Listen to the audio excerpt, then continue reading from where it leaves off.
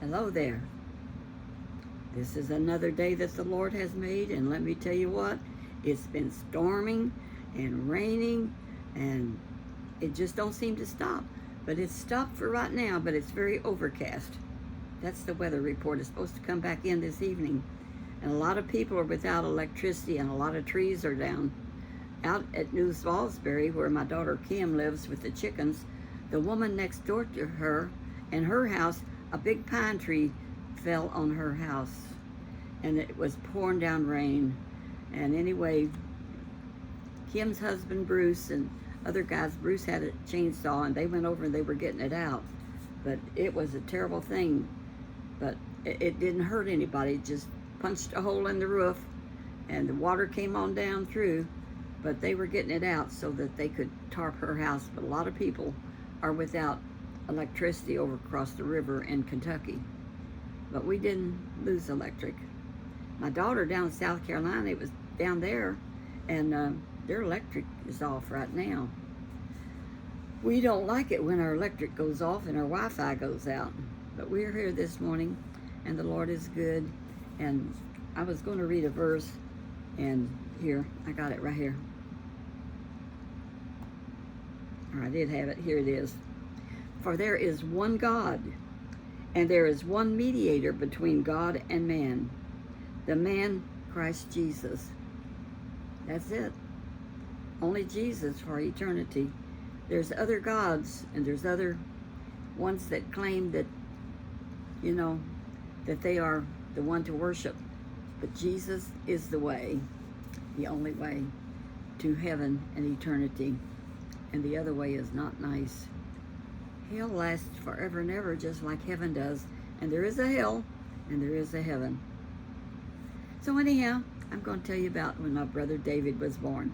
After we came out of the mountains, where Dad had been working on the Skyline Drive, my mom was pregnant again, and I was 8 years old. And she was expecting my brother David. And my brother David weighed 8 pounds. He was a whopper also. Big boy. So we were there, and Daddy moved us to a place called Big Island, Virginia. And it's an outskirt of Lynchburg, Virginia. And later we moved to Lynchburg, and I really enjoyed living at Lynchburg. It was very entertaining because it had a railroad track. And me and Norman used to go down to it and watch trains go by, and that was such a fun thing to do. And wave at the hobos, and they were all friendly. But when David was born, Daddy took me and Norman, and I don't know what, Phyllis was born already, but I don't know where she was. But anyhow, Daddy took us off, and we stayed a while, and when we come back, the midwife was done. Mommy had big old David there in the bed with her. He was a good-looking little boy. That was before she just kept having. There was David, and then Tommy was already born also, because David comes after Tommy. There was Norman, Tommy, David, Aubrey, Denny, Wayne, and Mike. And me and Phyllis was the 2 girls. And Mom used to say, I have 7 sons. She never mentioned her 2 daughters. And before Phyllis passed away, she said, did you notice how Mom said, I have 7 sons, and never did mention her 2 daughters? I said, no, I never noticed it. I just know she had all them boys, and she was tickled to death with them. The more the merrier, her and Dad. So my life changed, and I was in school, and I was behind because I started school at 7, and my birthday fell wrong. But you know, probably that was a good thing because I could not catch on to arithmetic for the longest time. But I did finally learn, and now I am thankful that my phone, or you can ask Sarah, what is 10 times whatever, or any odd numbers you want, and Sarah has the answer. You have attitude in life. You have to move with the times. And I learned that young. You just have to do the best you can. And that's all you can do. So when we moved there, I did the best I could. And then, thank goodness, we moved again. And we moved this time into a little white house that had 2 bedrooms and a living room and a kitchen. And there was the office down from it. And we used to have uncles come and stay with us, and they would just sleep wherever on the floor, wherever. Aaron and John would come, and that was Mom's brothers. And Mom had a bunch of brothers that went, 4 brothers that went into service, and it was in the World War II, and all of them came back from World War II, and they were in some mighty battles. But Grandma and Grandpa and Mom and Dad and everybody prayed, and God brought them home. They came home. So anyway, so when we lived at Lynchburg, Daddy would take us to movies. Can you believe that?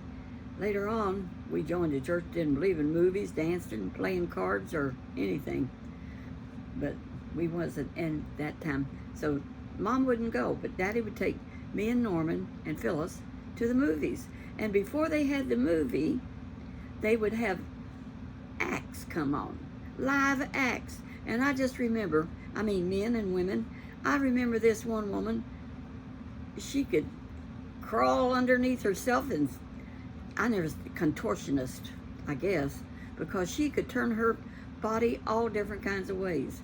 And believe it or not, they had this one woman that came out, and I never saw nothing like it. She had a lot of big fans, and they were feathers, and she would put them here and she'd put them there and dance to the music. And sometimes you could see all her legs, and sometimes I just never saw nothing like it. And here I am, 8 years old, looking at this woman doing this dance. But it was interesting. And then we would watch the movie.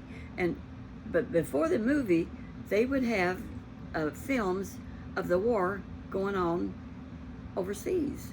It was newscast like, and they would show that of the tanks and what was happening in the fans, the planes flying over and everything. And that was very interesting, really. And then the movie. And usually it was an old Western, like Gene Autry or something like that. And we just loved it. But what we really liked, and I've always liked food, Daddy would take us out for a hamburger and a bowl of chili. Now that's the best chili I ever ate. I don't know what restaurant he went to, but it was a drive-up. And he would go and get a hamburger and a bowl of chili for me and Norman and Phyllis and himself. And it was so good. The food was so good. I mean, Daddy was such a wonderful father there when we was living in Lynchburg. And I had, what we did was, the railroad track was down there, and we'd sneak off and look through. But back behind the house, it was all trees and huckleberry bushes, which is blueberry bushes. And we could go back there when the blueberries would ripe, and we could pick a bucket full of big blueberries, big as the end of my thumb. Not little old blueberries like you get today. And they grew wild, and they were so good. And there was some black folks lived back there, and Daddy had a black man working for him there and doing things. And like we had to build it when we moved on up to Lynchburg and moved out of that one house and got the nice house, had to have a toilet. So this man was a black man, and he was kind of a carpenter, and he built us an outdoor toilet, which you had to have back then. No running water, you had a pump. You go outside and you pump your water and you bring it in the house, whatever you need to do with. And that meant everything. It was a well, and you had to pump the water and carry it in a bucket. And so this black man built an outdoor toilet for us, and then he would say to Daddy, "Anything else you need me to do, Mr. Tom?" I mean, I heard that kind of language. It was sad, because I said, "Daddy, you know, he's a nice man." Daddy says, "Well, they're a different race." And he was real prejudiced, my father was. He didn't think that they were, so you know, I disagreed with that. Even as an 8 and 9-year-old, I disagreed with that. It just didn't seem right, because he was a nice man and he just helped Daddy do everything. Well, anyway, time went on and we moved again. The next time we moved to Mink Holler in a log house, 2 rooms, and a spring down over the hill where you could put your milk and stuff in crocks to keep it cool. And that was not a happy time. By the time we moved there, Mom was expecting my brother Aubrey. And we had to stay there a long time. What Daddy did was he decided that he would have to go to the Army, so he was getting a safe place for Mom to stay. So he bought 100 acres in Indiana, and we was preparing to move there. And he went on to Indiana to build on the house.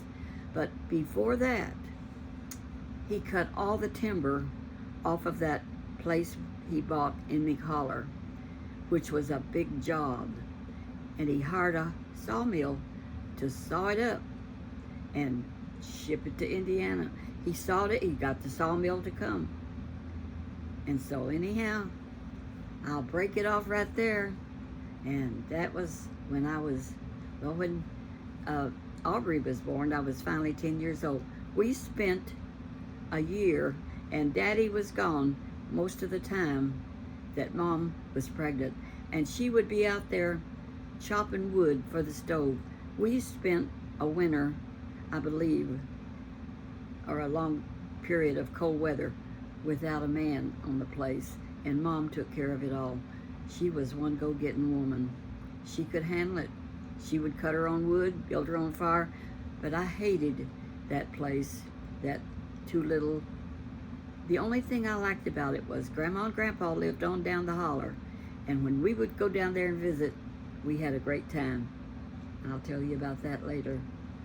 Because I had aunts. Mom had sisters that were the same age we were. One my age, one Phyllis's age, and younger ones. Grandma had 12 kids. And I've got an aunt right now that's 4 years younger than me that's still kicking and doing good. She's on Facebook all the time, but I won't tell you who she is. But I don't talk to her. She lives way down in Virginia somewhere, but I have visited with her, and I just love her. Her and her husband, they're still here. So thank you for watching. Thank you for subscribing. And I'll get to some more another day. So God bless you, and walk that walk where Jesus would be pleased with you. Talk to you later. Bye-bye.